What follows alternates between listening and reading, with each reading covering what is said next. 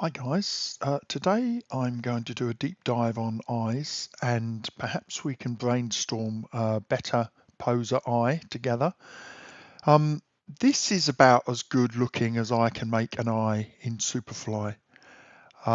This is Michael 4 and in terms of the components of his eye, Michael 4 I think is actually more advanced in some ways than uh, L'Homme or La Femme. Uh, Making a good eye in poser comprises many different things. The geometry of the eye, that's the way the model was constructed, the angle you view it at, the way it's lit, the quality of the maps that are, the bitmaps used to make the iris primarily, and even whether you use PBR, that Superfly renderer, physically based renderer, or whether you use a biased renderer such as Firefly. So let's start by looking at this. This is, as I say, this is Michael 4 with a Jeremy Elite texture on. And let's just discuss some of the components of an eye first of all. So let's take a look at this image here. So this is an eyeball photographed and provided by Getty Images. And this eye is almost impossible to get, even with photography, much less with Poser or 3D. This is, in terms of macro photography, this is an exceptionally unusual eye. Then it's been post-processed, it's been heavily lit. There's so many different things going on to make this eye look like this that you just have to accept that that is virtually impossible to get in Poser. So let's have a look at the components of an eye. So as far as Poser is concerned, and it mislabels the parts, we have a lens back here. Then we have the iris, that's the coloured part of the eye here. We have the pupil, that's the hole that leads to the inside of the eye. We have the sclera, which is the white part of the eyeball. And we have the cornea, which is the covering. Now, in Poser, the cornea is actually called eye surface, and then the lens is labelled as cornea. So they're mislabeled. Let me just go to Poser and have a look. Well, in fact, no. Let me have a look at this is the Poser eyeball versus the La Femme eyeball. The Femme one actually is a much lower resolution, but it has some good things about it. And then the Poser one, high resolution, has some bad things about it. So let me just zoom in. So first of all, you can see that they both have this kind of deformed area here, which represents the lens of the eye kind of bulging the otherwise spherical surface of the eye. And then inside, let me just zoom in here. This is a wireframe view, obviously. Here you have, well, I guess just to go back to our diagram a second, you actually have the lens here. I guess the bulge is represents the cornea, actually. Sorry, I misspoke. So this bulging shape is a cornea. This shape here is a lens, but then there's also eye surface, which also follows the shape of the bulge. So it's a little bit weird. The eye surface actually, for Michael 4, Victoria 4, any of the Generation 4 figures, covers the entire eye.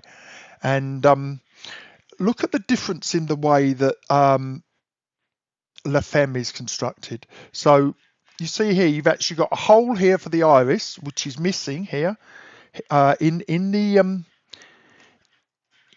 the Generation 4 figures, there's no hole at the back. There's just the lens, yeah?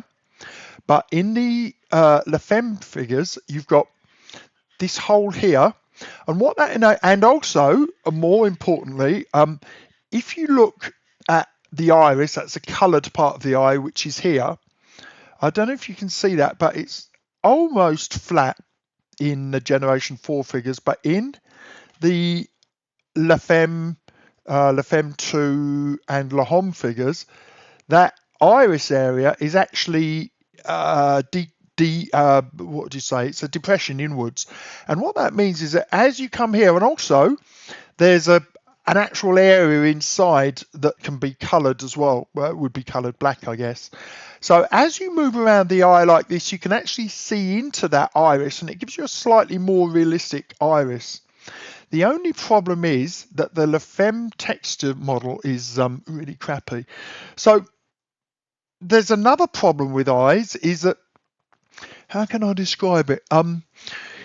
There are two types of textures. There's textures that you apply as a surface template, and there's what's known as volumetric textures. They can still be applied as a surface texture, but they tend to be more like things like water. So if you see the Generation 4 eyeball, it's a hollow surface here, although it actually comprises, both of them actually comprise a surface shell here, but that's not really thick enough for volumetrics to work. But so if you think of something like water in a cup, the water in the cup deforms the light going through the cup, so it kind of bends around the edges with refraction, and that is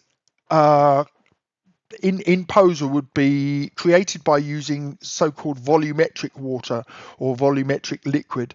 That is to say, liquid that has volume to it. Whereas the textures here, certainly on this eyeball, the Generation 4 eyeball, there's no volume to it. So this area here, which would be filled with what, aqueous gel is it called, I think, inside an eye? Let me have a look. Vitreous. So the jelly inside an eye actually has an effect on the colouring of the lens and the iris and everything. So to create a good eyeball in Poser, it really needs all of those bits to be in place if you have a physically based renderer for the light to interact. But they're not all present. The Femme eyeball is much less sophisticated, is less sophisticated in some ways and more in others. But if I just click here, so this is a Michael 4 render, but if I just click here and you can see the components of this eye. So as I move around his head, you get nothing looking into that eye. It's almost like it's just a template on the outside, like a transfer. And if we look at the components of his eye here, so we're in Michael 4, and we go into here, and the components of his eye are all down at the bottom. So we've got the cornea, which in this case is kind of like the lens over the top here. Then we've got the iris, that's the coloured part of the eye here. Then we've got the pupil, that's the hole in the middle. We've got the sclera, that's the white part of the eye here. We've got the eye surface, which is like a shell that wraps around the entire eye. And then we've got the tear duct. And each of those has their own texture. And the main ones that interact to make eyes look good, to make an eye look beautiful like that photo I showed you earlier, to make an eye look beautiful like that, you need a shiny, kind of watery looking eye. Even then, this is an exceptionally smooth eye for it to reflect the light back like that. But the various eye elements, particularly the iris, particularly the lens and the cornea and the eye surface, all interact with each other, and that's where it gets really quite complicated. So in Poser, there's two ways of doing it, but I think that the easiest way to do it is to turn off the cornea entirely. So we just create a transparency of 1, and then we don't have to worry about how that's contributing to the eye surface. And then what we do is we go to the eye surface here, and that's where we create all of the shine and the life in the eye. So the eye surface here, I've got a reflection node, basically a ray trace, plugged into the reflection here, and then a very low value. Bear in mind that Superfly, the reflection amounts are about 10 times as much as they were with Firefly. So I plug this reflection node in, and what that does is reflects the background back to you. Now let me just compare that to, I have 3 figures here. So I've got Michael 4, Victoria 4, and La Femme. Let me compare that now I'll just go back to the faces to Victoria 4. So this figure, even though it's created for Superfly, it actually uses some old tricks that were used for Firefly. They shouldn't do it really because physically based renderers should be able to achieve this stuff, but it does create a nicer eye. Look, here's the render from that character. Look how lively these eyes are. But this is all faked. And you can see here the eyelashes kind of reflecting on the top here, and then you've got whatever the scene is in the back reflecting, except in our case it's an empty scene. So this is completely faked, and the whole point of physically based renderers is that they reflect what's really in the scene. So if I had a room here or another person, they would be reflecting in these eyes. At the moment all we have is the lights here reflecting. So when I look at this figure here, this Victoria 4, and then go and look at the components of her eyes, she has the same components as Michael 4, but if I look at the cornea, you'll see that they've used a fake reflection map to make that nice shape on the eye, to make that where's it gone? That reflection up here. They've also done a fake reflection map for the eyebrows, which I guess would be on eye surface. No, okay, I don't know where they put that. Iris maybe. There you go. It's I think it's in there. Oh no, it's not. Okay, well wherever it is, they've got an eyebrow map as well, which we can see here if we go into Photoshop and have a look at her eyes. Oh right, they've actually right, that's even worse. They've actually hard coded it into the color map for the eyeball. That's why I couldn't see it. So this is the color map that's applied to the eyeball. I think this is a 2K color map, so that's 2048 by 2048. Let me just have a look at the size of this. Yep, 2048 by 2048 map. So that's plenty of detail. But what they've done is they've actually manually drawn the eyelash reflections onto the top to make that look more realistic. And then we've got this reflection as well that they've done, which is goes into the transparency and reflection channels. So what you get is this very faked but quite nice looking eye here. But the problem is that as you move the cameras, or if you change the scene, that will always look exactly like that. So supposing you had a person who moved in really close and you wanted them reflected in the eye, or maybe they were seeing something horrific or the light color was changed, this will always be white. But if the light color of the scene changes, then that white is no longer appropriate. But it's a nice way to do a faked highlight. Now, let's compare against, so we saw Michael 4's components. Let's compare against Femme. So Femme actually has the worst eyes out of anybody. If I show you the eyes here, you'll see that looks really low resolution, even though they're all rendered at the same resolution. And the reason for that is that the eye texture, which I'll show you here, the eye texture is done differently. With Michael, the texture is just part of a 2K map.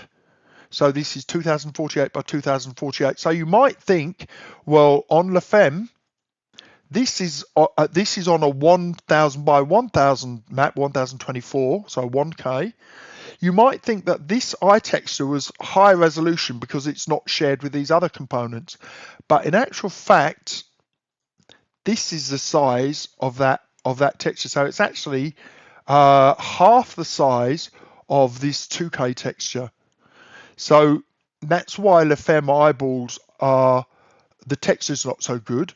Now, one of the great things about Poser is that if somebody wanted to, they could make that map, and supposing they took a super high resolution photograph of an eye, say an 8K photograph, they could just drop in an 8K photograph and say that image, that Photoshop image there at 8K, and Poser is fine with a 8K image so long as the dimensions are the same. So the proportions, sorry. So you know, whatever that is, the 1024, 1024, or 8096 by 8096. So they're both square. That would be fine. So if you wanted to upscale your eyes, you could do that. To be honest, I think the 4K one works fine with Michael. There's enough detail there, as you can see. So going back to Michael, first of all, so Femme we know is a lower resolution, but look what happens when I look around. See, you can actually look into this iris area. So it's a bit more responsive to different angles, which makes for a better eyeball in some ways, but the resolution is lower. So I'm going to go back to Michael because I think he has the most serviceable eyes out of everybody, or the generation 4 figures. What did I just do there? Right here. So as I said, we've got multiple components that comprise the eyes. We've got the sclera, the white bit. We've got the iris, the coloured bit. We've got the pupil, the black hole that leads into the vitreous gunge at the back, and we've got the rods and cones that actually give you the visibility. Let me just show you that image again. So there's rods and cones at the back that actually resolve the image. And in the case of Poser, we've also got an eye surface that covers the whole eye. And as I say, they all interact with each other. Now, generally speaking, you would use the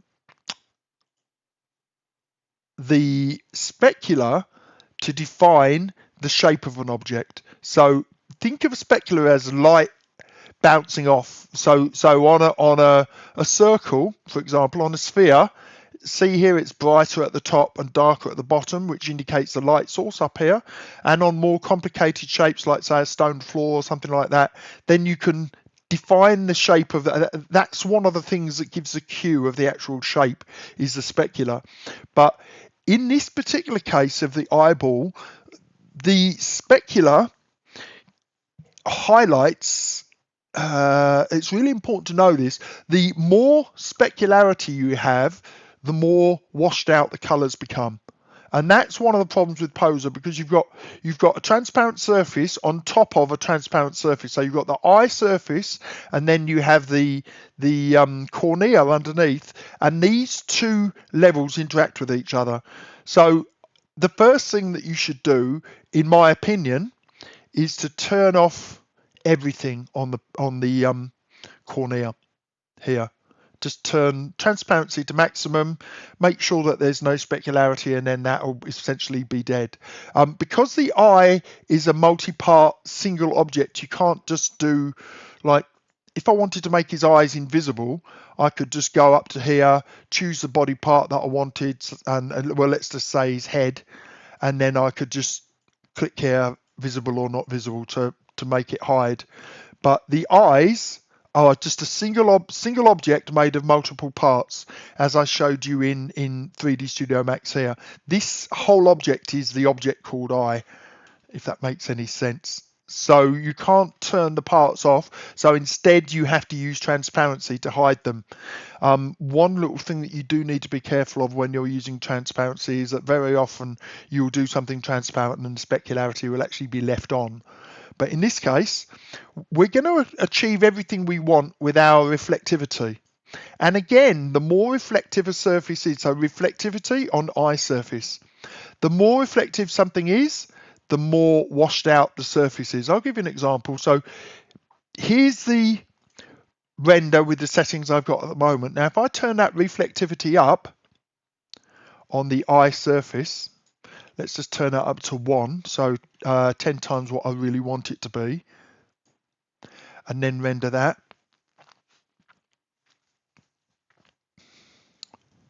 I'm just going to have a slurp of coffee.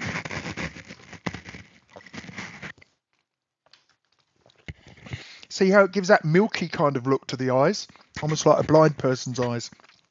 A pro tip, good way to make a blind person's eyes. I don't need to leave that rendering, but you can see that, yep.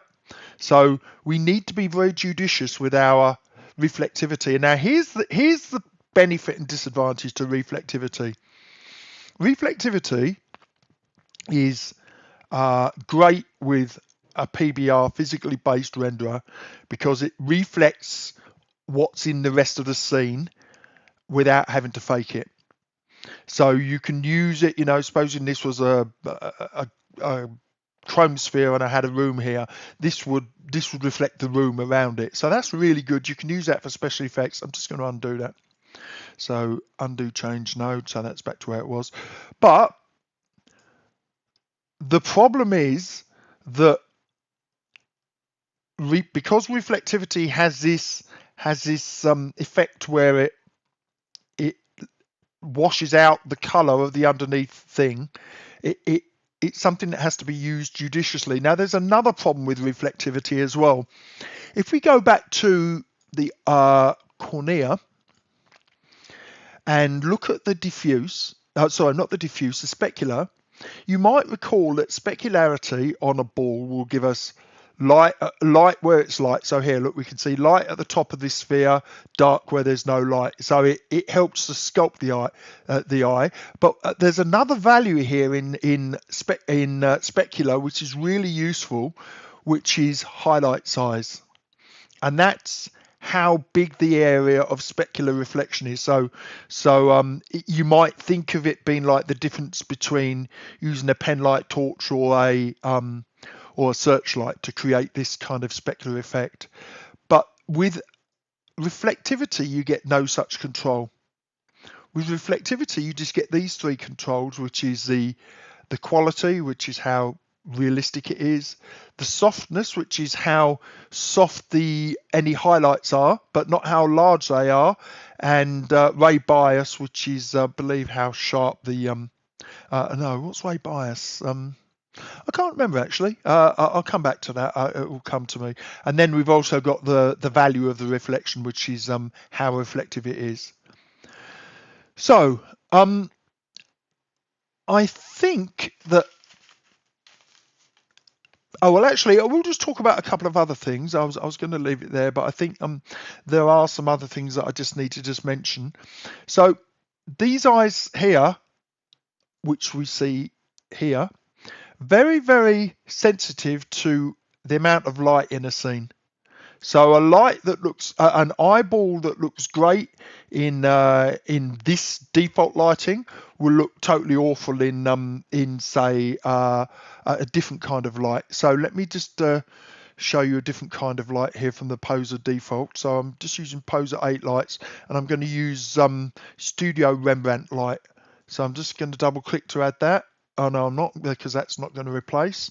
I'm going to okay, just to show you here. So here's my Studio Rembrandt. What I need to do is click this so that it replaces these lights, not adds to them. Double click, my double click behavior is set to add to the scene. So I click there. It's a pity actually, just talking about add to scene or replace. Up in preferences, there's a thing here. I can't remember which thing it's in, but it's click behavior, is it? Yeah, here, double click behavior. So it's a pity here. Usually you want add to scene. So supposing you've got a figure and then you double click, you want to add another figure so that you can have two figures in the scene. But it's very rare that you want to add a light to an existing set of lights. So it's a shame that lights don't have their own independent setting, or even on a an item by item basis in the library. For example, you might, oh goodness me, what have I done? Okay, let's go back to my default. You might always want to add cameras. You might always want to replace lights, and everything else you might always want to add to scene. So it's a shame that that's not an option. Anyway, so what I've done now is I've changed that light for Studio Rembrandt. Let's give that a quick render and see how those eyes look there.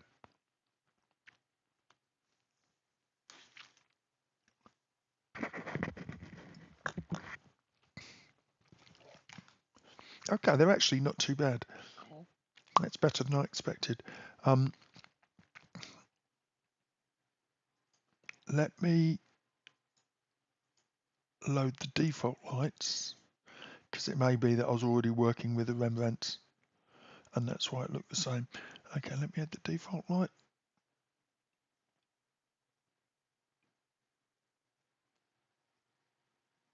Okay, there's the default light. So I was already working with a Studio Rembrandt. So you'll see here that these eyes have lost their life. Although one of the problems with Superfly is that the eyes often look too shiny. So the fact that I can see the color of the eyes is a bonus straight away. Okay, I'm not going to render that all the way. That's enough to see the comparison. So this is the poser. It's actually poser 8 default, I think, but it's the same as poser. Let me just try poser 11 default. I'm not sure that they changed the defaults much since poser 8. Oh no, okay. That's poser 11. One of the great things that they did in Poser for the last 4 or 5 versions was include a really good default multi-light setup. But one of the signs here, if you've ever tried to work with liquids, particularly water, one of the challenges is to get water that works great as a teardrop with a solid background, great with a light behind it, great viewed from an angle, because textures that are not so good, liquid textures, or in this case the eye liquid texture, can be very, very susceptible to where the light is, much more than, say, a skin texture. Now, I just want you to notice something here, and this is where every time you take an eyeball, a character eyeball, you need to tune it a little bit for the angle and the scene you're going to be rendering. So you'll see a couple of things here. You see this kind of looks fibrous, and over here there's a kind of a negative space here. These are caused by bump maps.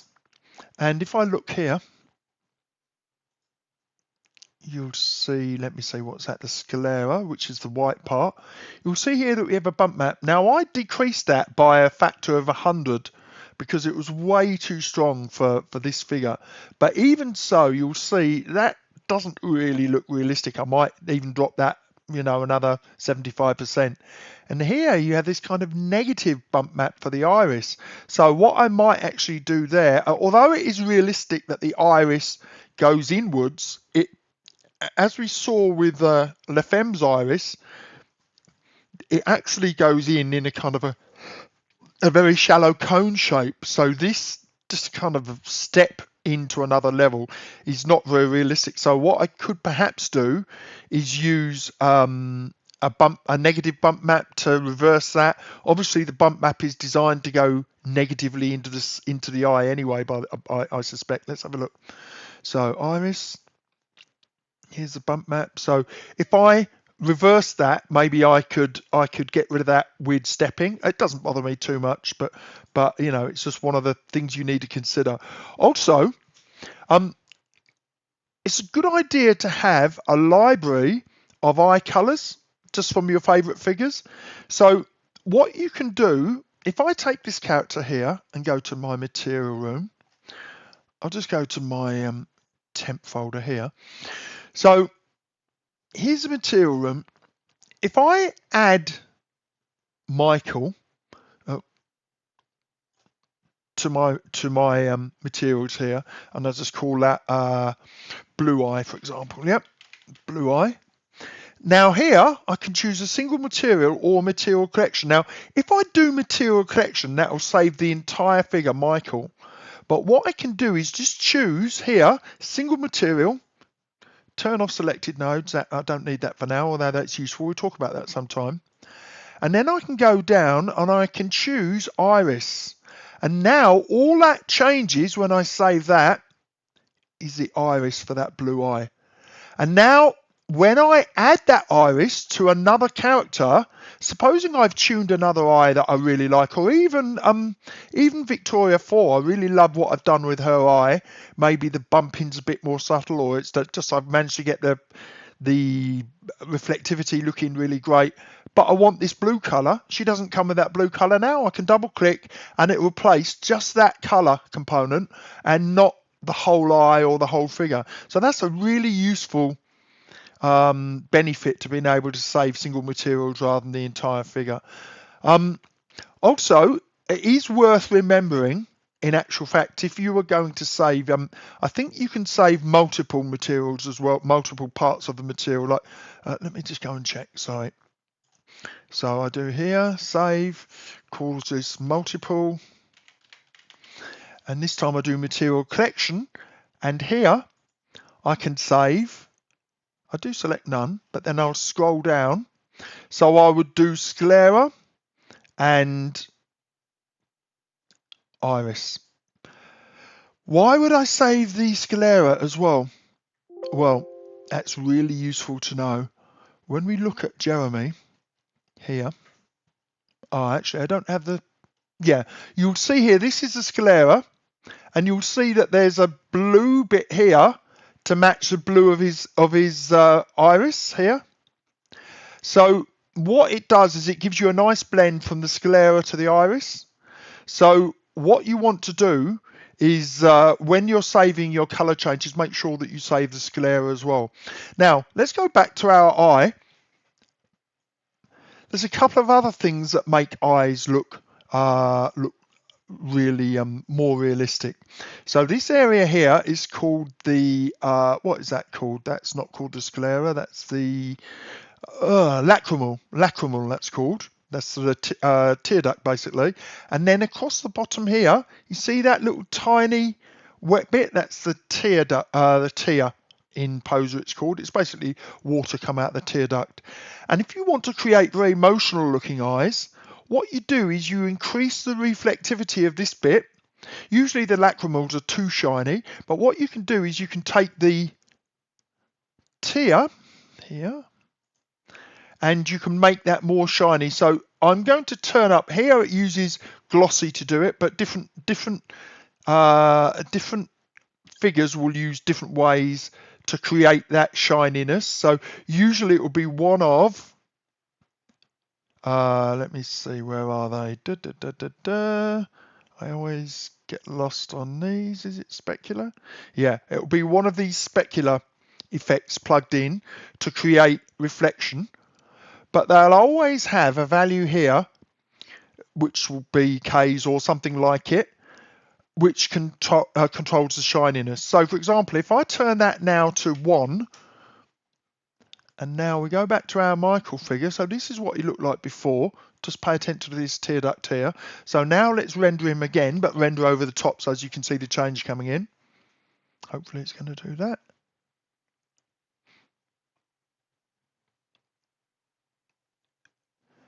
And that tear duct now is shinier. So that gives more of an emotional feel to your character. And again, you could increase the reflectivity of the eye as well by 100% or something like that.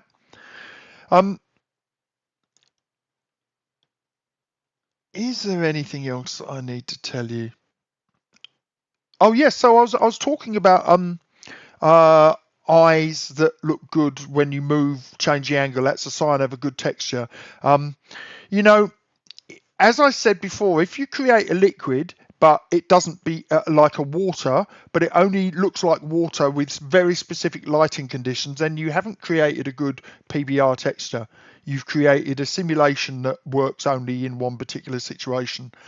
And with eyes, to be honest, I find that generally they're not very fault tolerant. If I turn this angle round here and render it from here, or maybe not quite. Oh yeah, that's quite a good shot actually. Looks like a cover of one of those albums. And now I render it here. I don't know what the light's going to look like here. What the eyeball's going to look like. Okay, that actually looks pretty good. I'm pretty happy with that. Very often, as you turn around, you'll get a lot more reflectivity as your angle to the light changes. Likewise, if you move the light from a head-on light to a side light, it'll have the same problem where you get too much reflection. Reflectivity really needs to be used very judiciously.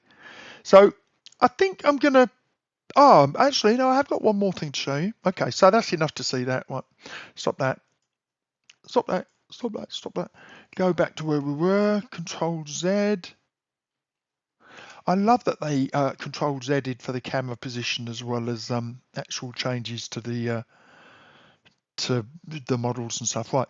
One more little thing that I've just been playing with, and it's not perfect, but it does highlight a little problem, is I was just playing with ring lights, and ring lights are a particular way of creating a type of lighting used in blogging. So what I have here is a torus that I used from the primitives. Let me just load that primitives library so you can see it. I'm not even sure if they still do primitives in Poser 13, but just in case they do. So I've opened the primitives folder, which is in props, and then I've gone to morphing primitives, torus, and I've loaded that into the scene, and then I've just adjusted the settings until it's the size that I want. And then what I've done, and this is another trick, sometime I've done another lighting trick. Here's my torus, click on that, and then I've created an ambient value of 10, and now that serves as a light. And when I go to my face,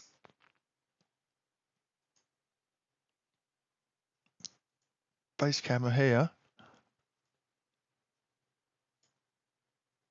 and this is just a work in progress. I definitely haven't got this perfect yet, but the torus is now visible, and when I render that,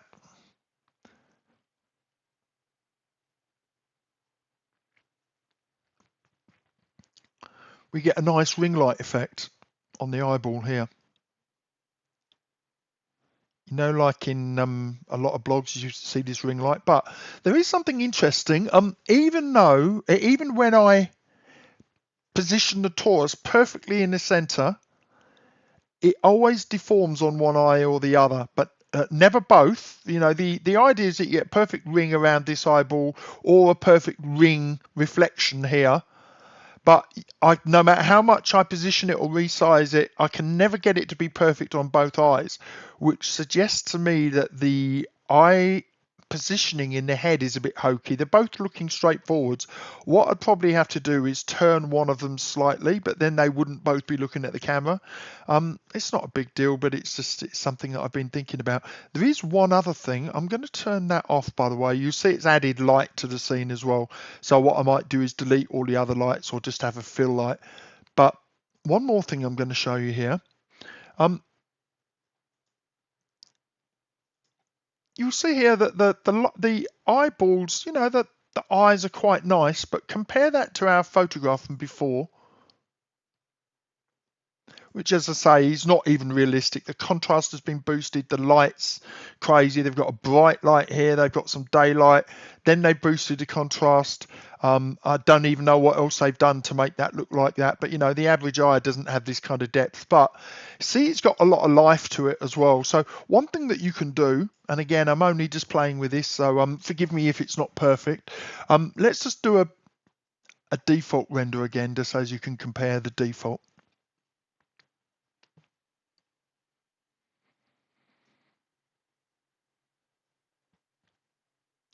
Okay, so this is a Poser 11 default lighting. Let's see if I can find. I'm sure that one thing that I always do is save each version Poser's lights as a default so that I can use them again. But I don't know what I've done with these. Anyway, right. Anyway, doesn't matter. That'll do for now. You can see these eyes are kind of okay. But what I have been experimenting with is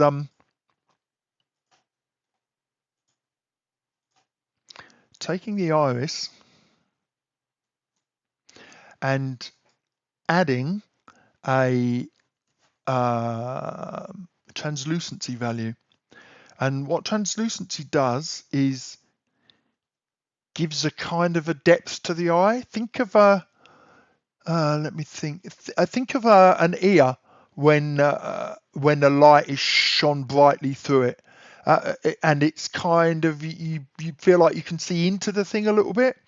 Right now, what I want here is a HSV2. What I'm going to do, generally for translucency, you want a lighter version, lighter color than the main color. So I'm just going to cheat here. I'm just going to plug this into color. So this is a HSV node which changes the color of the input according to hue, saturation and value. Then I'm going to plug that into translucence color. So at the moment it's not changing the translucence at all.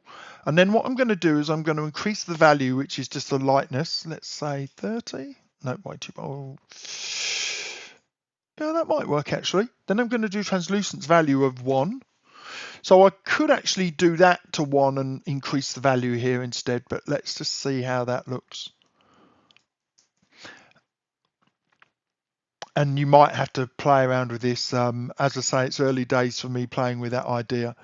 But what I'm just trying to, oh, that's a bit vampirizey. Okay, let's dial that down a little bit.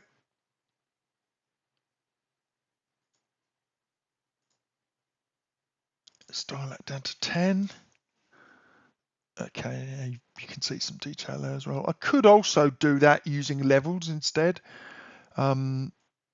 which in some ways might be better because it would hopefully still retain all the detail. I don't know if levels actually causes clipping like the brightness just did there. Right, so that's kind of a little bit nicer. I could even use ambient on the light on the eyes to make them pop a little bit. But the trouble with ambient is that it creates eyes that cast their own light, and that can cause problems in some scenes where you get the eyes kind of reflecting off the other parts of the face. So that's enough to see that. Now let's just do a comparison between that and that, and you can just see the eyes are just a little bit more life there. Just gives those fibers a little bit more life. I think I quite like that. Maybe I could still go up, but you know, I'd mess about and tweak that. Anyway, look, guys, that's my deep dive into eyes. I don't think I've missed anything. But if you have a better formula for eyes, particularly on Generation 4 figures, I would love. Oh, there you go. It's auto saving in the background. I would love to hear your formula.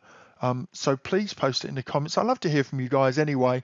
You know, I don't get a lot of likes or comments. I'm not begging for them, but it kind of, you know, if I'm not getting a lot, I'm not getting views, and even the people who do view don't really interact, then I kind of think, what's the point, you know?